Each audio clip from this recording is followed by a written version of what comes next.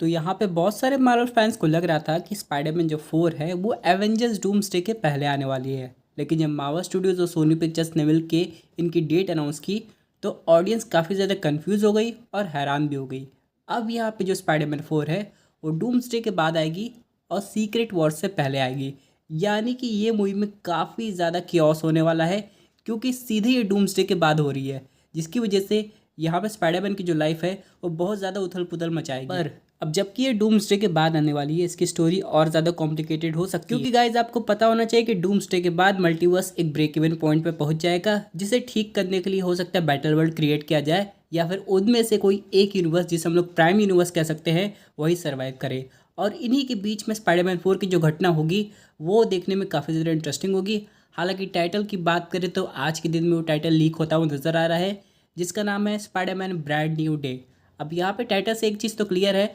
Spiderman की जो पिछली 3 मूवी थी टॉम हॉलैंड की, उसे खत्म होने के बाद एक नई ट्रिलॉजी की शुरुआत हो रही है। यानी कि इसके बाद हम लोग को 2 और स्पाइडरमैन मूवीज़ देखने को मिल सकती है, और यहाँ पे टॉम हॉलैंड का स्पाइडरमैन का कैरेक्टर काफ़ी ज़्यादा बदला हुआ नजर आएगा। हालांकि आप लोग को पता होगा कि पीटर पार्कर बिल्कुल अकेला हो गया है, ना ही उसके पास आंट में है, ना ही एमजे, और ना ही उसका बेस्ट फ्रेंड नेड है, और यहाँ पे वो अकेली लाइफ शुरू करने वाला है। लेकिन इसकी कहानी क्या होगी ये हम लोग को डूम्सडे में पता चल जाएगी, क्योंकि doctor strange multiverse of madness में पहले क्लियर हो गया है कि लोग पीटर पार्कर को भूले हैं, ना कि स्पाइडरमैन को। यानी कि डॉक्टर स्ट्रेंज को पता है कि अभी भी वहाँ पे स्पाइडरमैन जो कि एक सुपर हीरो है वो घूमता फिरता रहता है, और कहीं ना कहीं डॉक्टर स्ट्रेंज को फ्यूचर में उसकी ज़रूरत पड़ेगी। यानी कि स्पाइडरमैन की आइडेंटिटी कहाँ तक जाने वाली है, क्या खींचने वाली है, ये हम लोग को डूम्सडे में पता चल जाएगा। लेकिन जो अभी नल वाला सीक्वेंस है उस पर थोड़ी कन्फ्यूजन बाकी है, क्योंकि मल्टीवर्स के अकॉर्डिंग अगर नल एक सिंगल बीइंग है तो किसी ना किसी का तो पीछा करेगा ही। और जो हम लोग को वेनम का पोस्ट क्रेडिट सीन दिखाया गया है,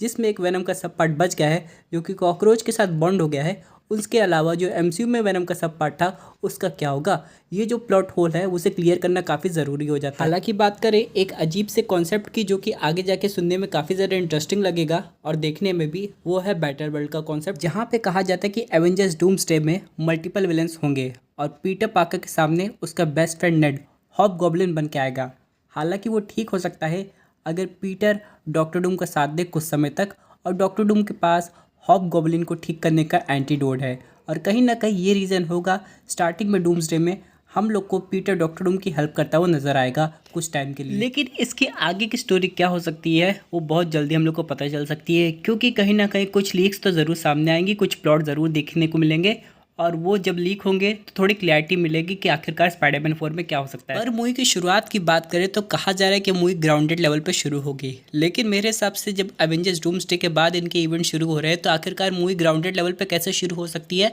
क्योंकि multiverse already break even point पे पहुंच जाएगा। तो यहाँ पे मार्वल और सोनी को ये डिसाइड करना है कि इसकी स्टोरी कैसे दिखाई जाएगी। हालांकि इसकी स्टोरी ऑलमोस्ट कंप्लीट हो गई है, टॉम हॉलैंड ने इसे पढ़ा भी है और शायद कुछ चेंजेस भी सजेस्ट किए हैं। अब ये उन पे डिपेंड करता है कि ये स्टोरी में कुछ बदलाव होता भी है कि नहीं, और क्या बाकी 2 स्पाइडरमैन वापस आते हैं कि नहीं। क्योंकि हम लोग बात करें टॉबी की तो क्यों ना उसे एवेंजर्स सीक्रेट वॉर्स में वापस से वेनम का सूट मिले और वो नल से बैटल करे। सुनने में तो काफ़ी इंटरेस्टिंग लगता है, लेकिन यहाँ पे ये मूवी टॉम हॉलैंड के पीटर पार्कर की है, तो यहाँ पे सोनी उसी को फॉरवर्ड करने की कोशिश करेगा और यहाँ पे आगे की कहानी दिखाएगा। पर यहाँ पे विलन्स की बात करें तो 2-3 नाम सामने आ रहे हैं, जैसे कि किंग पिन, उसके बाद हॉबगॉब्लिन जो कि नेड है, और यहाँ पे नल। इन सब के अलावा एंटी वेनम। अब एंटी वेनम एक तरीके से विलन तो नहीं है, लेकिन सुनने में ये आ रहा है कि उस यूनिवर्स में एडी ब्रॉक को एंटी वेनम सिम्बियोट मिल जाएगा और वापस से वो एमसीयू में हम लोग को दिखाई देगा।